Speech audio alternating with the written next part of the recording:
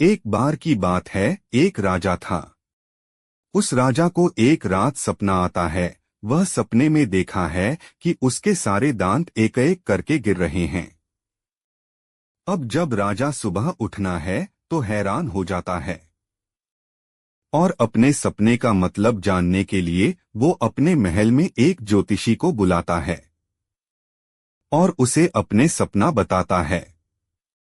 ज्योतिष राजा का पूरा सपना सुनने के बाद राजा से कहता है कि सपना का मतलब यह है कि आपके परिवार के सभी सदस्य आपके आंखों के सामने एक एक करके मर जाएंगे।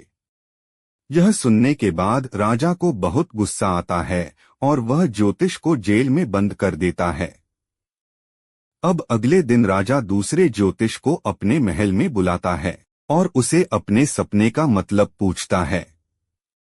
वह ज्योतिष मुस्कुराते हुए राजा से कहता है कि महाराज, इस सपने का मतलब यह है कि आपकी उम्र आपके परिवार में सबसे लंबी होगी। राजा ज्योतिष का यह जवाब सुनकर खुश हो जाता है और उसे बहुत सारे सोने के सिक्के इनाम में दे देता है। दोस्तों, दोनों ज्योतिषी का कहने का मतलब एक ही था, लेकिन कहने का तरीका अलग था। शब्द अलग था, लेकिन मीनिंग एक ही था।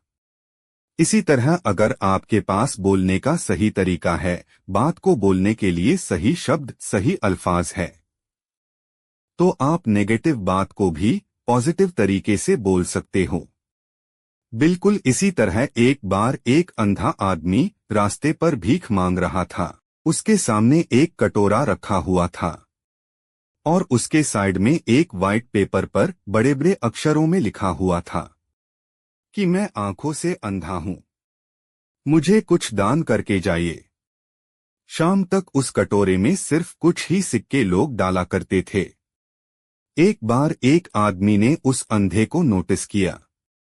वह आदमी उस अंधे आदमी के पास जाता है और उसे कहता है, क्या मैं आपकी इस पेपर पर कुछ दूसरी लाइन लिख सकता हूं? अंधे आदमी ने परमिशन दे दी। उस आदमी ने पेपर को पलटकर उस पर दूसरी लाइन लिख दी और वहां से चला गया।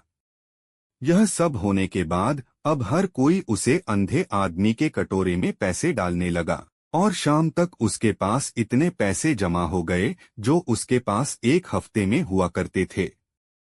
जब शाम को वही आदमी उस अंधे आदमी के पास आया तो अंधे आदमी ने उस आदमी से पूछा कि तुमने इस पर ऐसा क्या लिखा है जो लोगों ने मुझे इतना सारा दान कर दिया?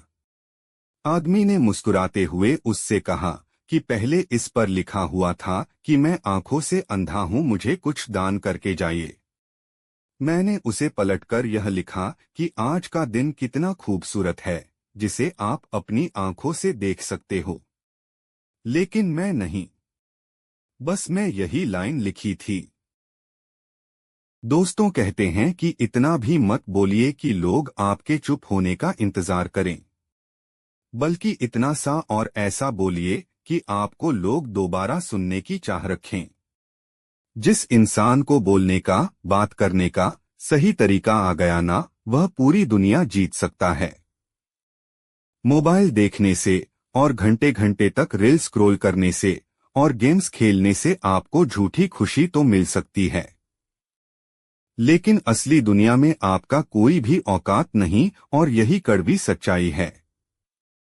इसीलिए असली दुनिया में जीना सीखो और सही तरीके से बात भी करना सीखो। दोस्तों, अगर आपको L motivational story in Hindi बहुत पसंद आई है और आपको कुछ इससे सीखने मिला है तो अपने दोस्तों के साथ इसको जरूर शेयर करें।